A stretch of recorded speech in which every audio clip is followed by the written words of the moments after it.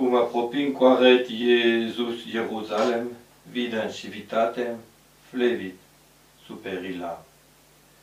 Alors qu'il s'approchait de Jérusalem, Jésus, voyant la cité, la ville, pleura sur elle.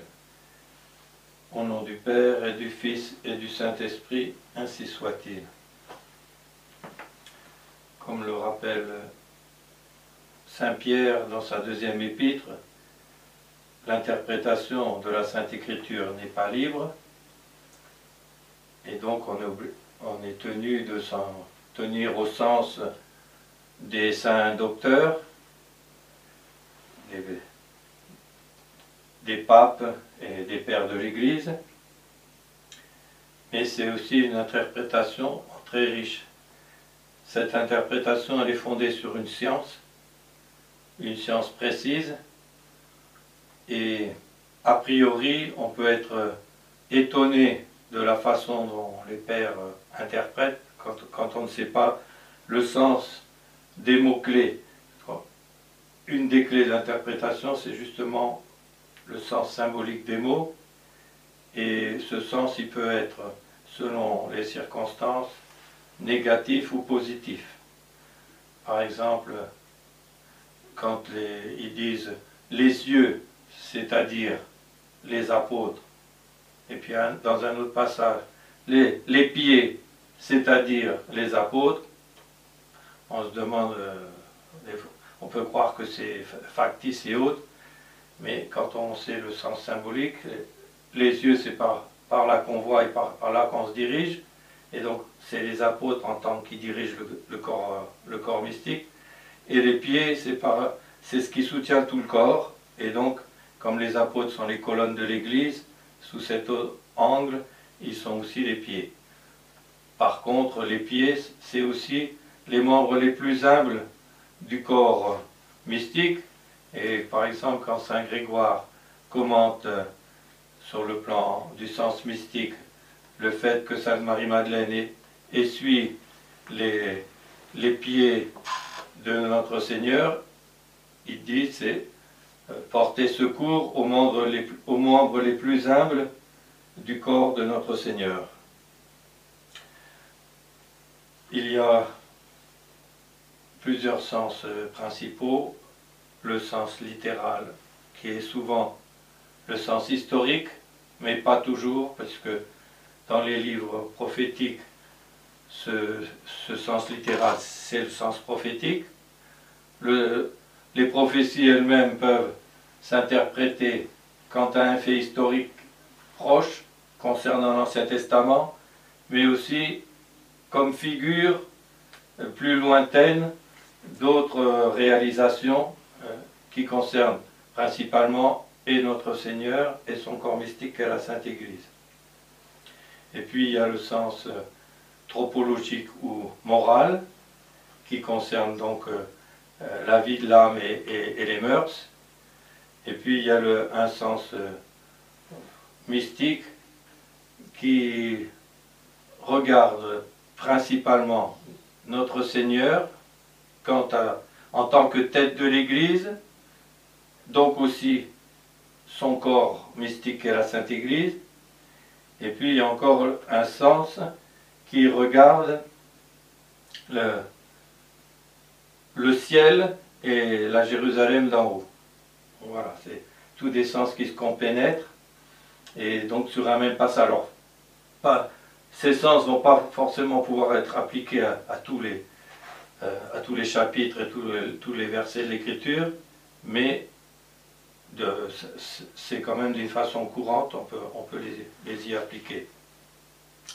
Alors, ici, bien, c'est un passage qui est particulièrement riche pour le montrer. Notre Seigneur, donc Jésus, s'approchant de Jérusalem. Alors, Jérusalem, Yerushalom, vision de paix, c'est d'abord la Jérusalem historique. Ensuite, ça représente dans l'Ancien Testament la synagogue. Dans le Nouveau, ça représente à la fois la Sainte Église militante ici-bas, et ça représente aussi l'Église glorieuse là-haut, donc aussi le ciel. C'est pour ça qu'on parle souvent aussi de la Jérusalem céleste. Donc notre Seigneur, s'approchant de Jérusalem, voyant la cité, pleura sur elle. Alors, d'abord, on peut penser selon le sens historique. Notre Seigneur allait bientôt souffrir sa passion. Autrement dit, il allait être bientôt rejeté par cette cité. Et Dieu ne rejette jamais le premier. Dieu n'abandonne jamais le premier. Déjà, c'est une réflexion de bon sens, mais c'est aussi un dogme de foi qui a été solennellement défini au cours du Concile du Vatican, le Vatican I, évidemment. Et par contre, si on rejette Dieu, eh bien lui, il nous rejette aussi. Même s'il a une grande patience, même si, comme le père de l'enfant prodigue, il essaye de faire tout ce qu'il peut pour que nous revenions à lui, mais quand le temps est passé, il nous rejette. Et donc là, comme il savait qu'il allait être rejeté par le grand nombre, ceci dit, il y aura un petit reste qui passera le flambeau de la vérité aux nations, eh bien, il pleura sur la cité. Alors l'endroit du Dominus Flevit, donc le Seigneur a pleuré, il y a une petite chapelle, c'est à peu près aux 2/3 du mont des Oliviers, et c'est vrai que quand on est à cet endroit-là, c'est un des lieux où on observe le mieux toute la vieille ville dans son ensemble. Il y a la vallée du Cédron entre les deux, et puis en contrebas, on a toute la ville. Donc il pleura sur elle en disant, « Car si tu avais connu, toi, maintenant, en ces jours-là, quelle paix t'était offerte. » Alors la paix, c'est la tranquillité de l'ordre. S'il y a une certaine tranquillité du désordre, ce n'est pas la vraie paix. C'est une fausse paix et elle est instable. La paix, c'est la tranquillité de l'ordre. Mais maintenant, toutes ces choses sont cachées à tes yeux. Voilà que vont venir sur toi des jours et ils t'entoureront, tes ennemis, ils feront des tranchées, etc. tout autour de la ville. Ils t'entoureront, ils t'encercleront. Ils t'empêcheront donc de tous côtés. Ils te presseront, ils t'empêcheront de sortir. Ça va être le siège fait par les Romains après la révolte notamment de Bar Kokhba et d'autres révoltes des Juifs contre les Romains. Et ils te jetteront à terre, toi et tes enfants qui sont en toi. Et ils ne laisseront point pierre sur pierre. Un détail intéressant qui est raconté par saint Jean Chrysostome, donc au IVe siècle, juste après cet événement. Bon, la ville avait été renversée en l'an 70. Donc notre Seigneur a souffert sa passion en l'an 34, il avait 33 ans et demi. Les apôtres Pierre et Paul vont être immolés à Rome en l'an 67, et 3 ans après, il va y avoir donc le renversement du temple, d'où ils avaient jeté depuis le pinacle l'apôtre Saint Jacques, et lequel était encore vivant. Il s'est mis à genoux pour prier pour eux, et ils l'ont acheté à coups de foulon. Et donc, la ville avait été rasée et la Jérusalem actuelle, elle est bâtie sur les ruines de l'ancienne Jérusalem et d'une façon un peu déportée, puisque à l'époque, le calvaire était en dehors de la ville, juste de l'autre côté des murailles, et maintenant, il en est pas au centre, mais il est quand même bien central par rapport à la ville. Quand je dis la ville, c'est la vieille ville, parce que si on compte les immeubles et tout ça qui ont été rajoutés, c'est déjà plus pareil. Et donc, il y a à peu près 7 mètres de dénivelé sous les ruines. On s'en rend compte quand on est à la piscine de Bethsaïda. Les ruines ont été dégagées et on voit que c'est largement en dessous. Et à cet endroit même, il y a l'église Sainte-Anne. Et au-dessous de l'église Sainte-Anne, il y a l'église, la maison où est née la Sainte Vierge Marie. Et maintenant, elle est en quelque sorte en sous-sol. Mais il restait quand même encore beaucoup de pans de murs, etc. Et alors, Julien l'apostat a donné une réponse favorable aux Juifs qui voulaient rebâtir le temple, puisque notre Seigneur a dit qu'il ne restait pas pierre sur pierre, pour faire mentir l'annonce de notre Seigneur. Et ils ont commencé, pour refaire la ville, ils ont commencé par raser tout ce qui restait de fondation, de façon à rebâtir dessus. Et l'évêque Saint Zacharie avait dit qu'il n'y arriverait pas. Et donc, au moment où ils ont voulu recommencer, il y a eu plusieurs fois comme des éclairs et des espèces de boules de feu, comme il y en a parfois au moment des orages, qui tournaient, qui brûlaient ce qu'ils avaient commencé à bâtir et qui menaçaient aussi les ouvriers. Donc ils ont fini par abandonner. Et Julien, donc, l'apostat, parce qu'il avait d'abord été chrétien, c'était le petit-neveu de Constantin, eh bien c'est lui qui, en voulant faire rater la prophétie, l'a réalisé d'une façon vraiment complète, puisque les dernières pierres, c'est lui qui les a fait enlever pour refaire, pour finir d'enlever les fondements. Donc voilà le sens symbolique. Et alors maintenant, notre Seigneur donne la raison pour laquelle c'est arrivé. Et au quod non conioveris tempus visitationis tue, parce que tu n'as pas connu le temps où tu étais visité.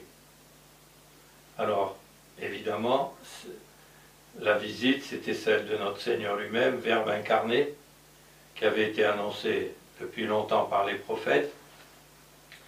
Mais comme il s'attendait à un Christ glorieux et temporel, en confondant les prophéties qui regardent le second avènement avec ceux qui regardent le premier. Alors, évidemment, avec le recul, c'est facile de savoir, parce qu'on sait qu'il y a deux avènements de notre Seigneur. À l'époque, il semblait qu'il devait y en avoir qu'un. Et comme notre Seigneur venait humble, marchant pieds nus, mendiant, ayant une doctrine morale et autres, élevé, ils l'ont repoussé. Alors, puisque tu n'as pas connu le temps de ta visite, eh bien, tu seras renversé. Et en attendant, notre Seigneur, il l'a fait 2 fois, mais là c'était après les rameaux, il monte au temple et il commença à chasser les vendeurs qui s'y trouvaient, et ce qu'il vendait aussi, il a renversé il a frappé sur les grosses bêtes qu'il vendait, et pour les colombes ou autres, il leur a dit de l'enlever, il n'a pas voulu les renverser. Et pour ça, il s'était fait un fouet avec des cordes. Et il fit cela en disant, car il est écrit que ma maison est une maison de prière, mais vous, vous en avez fait une caverne de brigands. Et alors, pendant ces quelques jours avant son immolation, librement, devant tout le monde, publiquement, pour montrer que s'il allait être immolé après, c'est bien parce qu'il le voulait, il enseignait tous les jours dans le temple. Si nous prenons ce même passage maintenant sur le sens moral et que nous l'appliquons à notre âme, ou du moins à l'âme de ceux qui, par le baptême et par l'état de grâce, sont devenus des temples de Dieu. Saint Paul nous dit, ne savez-vous pas que vous êtes le temple de Dieu? Et donc, voyant Jérusalem, c'est-à-dire cette âme qui avait été pacifiée par le baptême, par l'état de grâce, mais qui, malheureusement, s'en est coupée par le péché grave, voyant cette âme, il pleura sur elle, disant, « Et si tu avais connu maintenant la paix qui t'était proposée, et une âme vertueuse et haute, même si elle a des épreuves, elle garde au fond de son cœur toujours la paix de l'amitié avec Dieu, la paix de l'acceptation de la volonté de Dieu, et la joie d'être unie à Dieu, et la joie de l'espérance des biens qu'elle attend pour l'éternité. Mais à présent, c'est caché à tes yeux, car on peut chuter gravement d'une façon par surprise, mais il y en a beaucoup qui, à force, c'est plus seulement un acte, ça devient un état dans lequel ils vivent habituellement, et alors leurs yeux sont complètement aveuglés, il n'y a plus que les choses présentes qui comptent, ils ne savent plus pourquoi Dieu nous a mis ici-bas, et donc ils sont complètement aveuglés. Et alors, qu'est-ce qui va leur arriver? Viendront des jours en toi, et tes ennemis, et on peut même dire qu'ils sont déjà arrivés, hein, pour le cas de cette âme, tes ennemis t'entoureront de tous côtés. Alors les ennemis, bien sûr les démons qui nous poussent à faire le mal, mais aussi les gens vicieux on se sera permis de fréquenter en dehors des choses où on ne peut pas faire autrement, donc en choisissant librement d'aller vers eux. Et ils te jetteront à terre. Donc une âme qui est tombée dans le péché grave, elle est comme jetée à terre.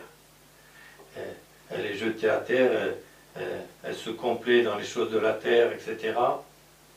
Et elle ne regarde plus le ciel. Et tes fils qui sont en toi, on peut le prendre au sens propre pour les parents vis-à-vis de leurs enfants, les parents vicieux et autres, souvent ils entraînent leurs enfants dans leurs mauvaises habitudes et les enfants les imitent dans le mal et autres, et donc ils sont entraînés avec eux dans la chute. Ça peut être pris aussi des supérieurs qui se relâchent ou qui ne font pas leur devoir vis-à-vis de leurs subordonnés, qui finissent par leur donner le mauvais exemple et qui les entraînent dans leur chute. Et il y a un autre sens pour chaque âme. Nos enfants, ce sont nos pensées, nos paroles et nos actions. Parce que c'est nous qui les engendrons. Et donc, tu vas être perdu, tu vas être dans un état de réprobation, et bien, vos pensées vos paroles et vos actes correspondront à votre état intérieur. Comme le dit l'Écriture, la bouche parle de l'abondance du cœur. Et cela parce que tu n'as pas connu le temps de ta visite, parce que tu n'es pas resté fidèle à l'appel que Dieu faisait de chaque chrétien. Tu n'as pas considéré que cette vie n'est qu'une préparation de la vie éternelle. Ici, ça passe vite, mes cheveux blancs. Mon expérience me confirme ce que je sais depuis mon enfance, en écoutant nos anciens, que ça passe très vite. Et après, c'est l'éternité. Et donc, il ne restera pas pierre sur pierre de ton édifice intérieur. Quelqu'un qui tombe en état de péché mortel, il perd tous ses mérites. Qu'il ait 80 ans ou pas, il perd tous ses mérites. Normalement, une fois qu'on les a perdus, si on se relève, on devrait repartir à zéro. À la fois par bonté, à la fois pour qu'on ne se désespère pas, à la fois pour nous encourager aussi à nous relever. Quand Dieu nous pardonne, il redonne l'état de mérite qu'on avait avant la chute. Par contre, si on est resté 6 ans dans le péché, on a multiplié les démérites qu'il faudra réparer, soit ici-bas, soit en purgatoire. Et puis on a, pendant ces 6 années-là, on a perdu autant de temps de mérite. Puisque chaque acte, chaque pensée, chaque parole qu'on fait aura des échos éternels. Et donc il ne restera pas pierre sur pierre. Et venant dans le temple, alors si par contre on retrouve l'état de grâce, et donc notre Seigneur revient à nous à ce moment-là, alors il éjecte tout ce qu'il y a de mauvais en nous, il nous pousse par des inspirations et autres à rejeter tout le mal qu'on a pu y accumuler. Et on pourrait dire, Dieu nous a appelés pour être une demeure de prière, et à nous de ne pas le transformer en antre de brigands. La prière étant une élévation de l'âme vers Dieu, et cette élévation de l'âme, elle doit naturellement se commuer en affection, en acte d'union à Dieu. Et on va le prendre dans un troisième sens, et après on s'en tiendra là. On peut prendre Jérusalem dans le sens de l'Église militante. Non pas en elle-même, puisque en elle-même elle est sainte et immaculée, mais dans ses membres. Dans l'ensemble de ses membres, ou dans le plus grand nombre de ses membres, malheureusement, il y a eu, dans l'histoire de l'Église, des moments de relâchement, des moments où des pays entiers sont tombés dans le schisme. Avec le protestantisme, c'est presque un tiers, je crois, de l'Europe qui a été arraché à la Sainte Église, c'est des peuples entiers. Ça ne veut pas dire que dans ces peuples, tous ont défailli, mais les peuples en tant que tels, oui. Et malheureusement maintenant, il n'y en a plus un seul qui est resté fidèle, en tant que peuple anciennement chrétien. Donc, voyant cette Jérusalem-là, le Seigneur pleura sur elle à l'avance. Et pour nous rendre les choses plus sensibles, il a permis que sa Sainte Mère, à la Salette, pleure sur l'état d'où la chrétienté était tristement arrivée. Et là aussi, dans ces cas-là, eh bien, c'est que on oublie ce pourquoi, en effet, communautairement cette fois-ci, et au lieu d'être resté dans la paix du Christ, dans la tranquillité du bon ordre, eh bien, cela devient caché aux yeux. Ces peuples tombent dans l'apostasie. Alors viendront en toi des jours, et les ennemis t'entoureront, et ils te jetteront à terre. Et avec les révolutions, les révoltes, deux guerres mondiales, c'était des choses inconnues jusque-là, des guerres mondiales, etc. Et il ne restera pas pierre sur pierre, et ça vient quand le châtiment final viendra, eh bien, ça sera le déluge de feu, et tout sera consumé. Et alors on peut dire, au jour où notre Seigneur reviendra, rentrant à nouveau sur la terre, il est venu chez lui et les siens ne l'ont pas reçu, eh bien, il chassera au jour du jugement tous ceux qui l'ont rejeté, et il leur dira, votre âme devait être une maison de prière, c'est-à-dire devait se porter vers moi comme votre bien principal, et vous en avez fait une caverne de briquants. Retirez-vous de moi, maudit, et allez au feu éternel. Au nom du Père et du Fils et du Saint-Esprit, ainsi soit-il.